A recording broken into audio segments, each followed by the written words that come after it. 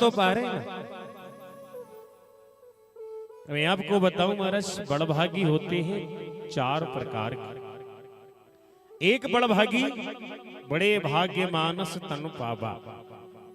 मनुष्य का शरीर मिला और बड़भागी अपने आप बन गया, क्योंकि मनुष्य का शरीर मिल गया ना। बड़े भाग्य मानस तन पावा। माता पार्वती ने पूछा था महादेव से कि बड़भागी कौन होता है? पहला बड़भागी बड़े भाग्य मानस तन पावा, जिसने मनुष्य का शरीर प्राप्त कर लिया, वह बड़भागी बन गया। दूसरा बड़भागी जो इस शरीर को धर्मार्थ में, परमार्थ में, सत्संग कीर्तन में लेकर चला जाए ना, वह दूसरे स्थान का बड़भागी। कोई लेकर नहीं जाते। हमारा जब आपको बताएं, घर कौन रहते हैं? हम जब कहीं जाते हैं तो घर किसको छोड़कर जाते हैं? घर जब हम कहीं जाएं तो किसको छोड़कर जाते हैं? जो बीमार रहता है उसी को छोड़ जाते हैं ना। मरीजों को घर छोड़ा जाता है। जो कथा में आ जाए ना, फिर वह मरीज नहीं रह जाता महाराज, बिल्कुल भी नहीं। भाई तो परमात्मा की कृपा का पात्र बन गया, उसका हिस्सा बन गया।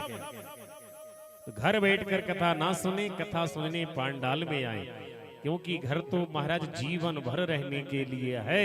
यह जो पांडाल है ना, यहाँ जो रस बरस रहा है, ये 7 दिन के बाद यहाँ अगर खुदाई भी करोगे तो प्राप्त होने वाला नहीं है महाराज ना। अभी आए। हमारी देसी कहावत है कि मेले के समय मेले में जाना चाहिए, बाद में तो महाराज डिस्पोजल मिलते हैं, डिस्पोजल। सही है कि ना? तो बड़ी बात, बड़भागी वह हो गया जिसने मानव का शरीर प्राप्त किया। दूसरा बड़भागी जो शरीर को लेकर कथा सत्संग में आ गया। और तीसरा बड़भागी वह जो इस सत्संग को अपने आचरण में, अपने हृदय में लेकर के चला गया, घर संसार में, परिवार में। माता पार्वती ने कहा कि बाबा, लोग कहते हैं कि हनुमान जी बहुत बड़े बड़भागी हैं, और ये 3 बड़भागी आपने बता दिए। भरत जी बड़भागी है, लक्ष्मण जी बड़भागी है, और यहाँ तक कि गीधराज जटायु भी बड़भागी बताए, जिन्होंने अपने प्राण परमात्मा की गोद में त्यागे। हनुमान जी का नाम कहीं नहीं आया। तो बाबा कहते हैं कि हनुमान जी का नाम भी है बड़भागी में।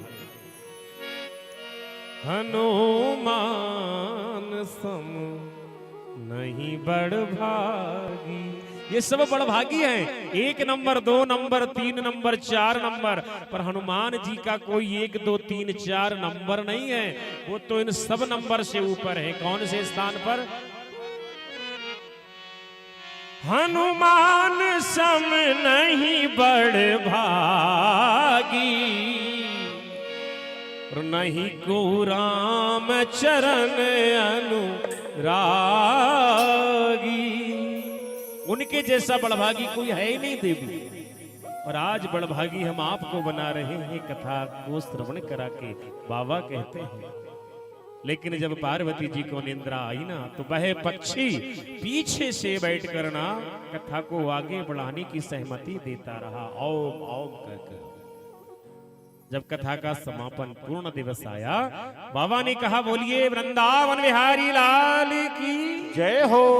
माता पार्वती के नेत्र खुल गई और कहती है, बाबा अरे और बताओ, क्या कहा उद्धव जी ने हमारे कन्हैया जी से?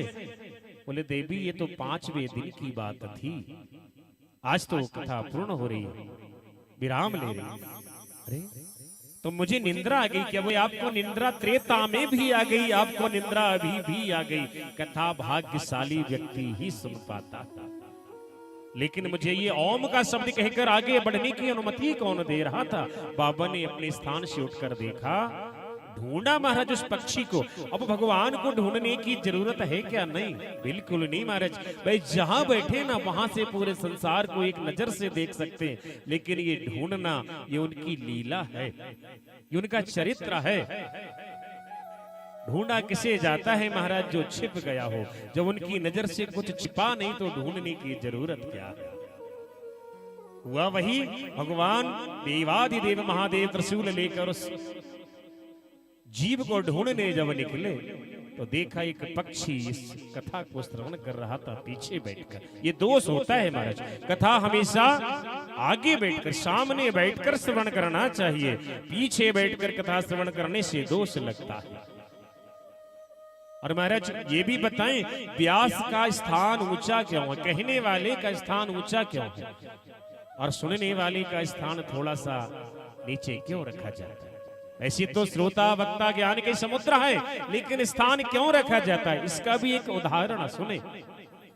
हम अगर एक बर्तन से, एक गिलास से या कोई भी वस्तु है उससे जब दूसरे बर्तन में सामान डालेंगे ना, तो जिसमें सामान डालना है उस सामान को नीचे रखना पड़ेगा, तब ऊपर वाले बर्तन से उसमें सामान जाएगा। और नीचे वाले को अगर ऊपर कर देंगे तो सामान जाएगा क्या?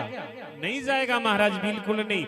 यहाँ से जो हम परमात्मा का चरित्र सुनाए थोड़ा सा ऊपर बैठ के, और वह यहाँ बैठे हुए सभी लोगों के घटमय हृदय में, उस मन में पूरा का पूरा चला जाए ना महाराज, इसलिए आपका स्थान थोड़ा सा नीचे दिया और व्यास को थोड़ा सा ऊपर बिठा ले दिया, बस सामान पूरा आ जाए इसलिए।